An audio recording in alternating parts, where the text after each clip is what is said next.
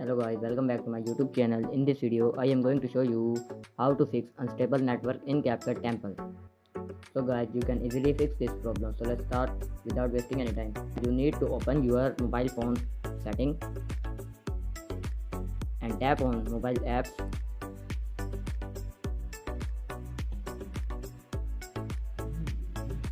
and tap on search bar and search Capcut app. Now tap on open, tap on storage and tap on create cache and just go back and tap on permission, all permission turn on and go back.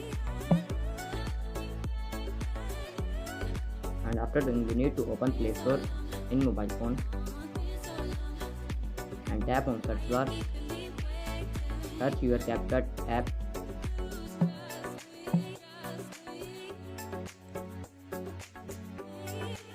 and open your app here.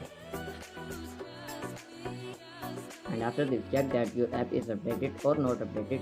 If not updated, then you need to update your app. And after this, go back and check your issue.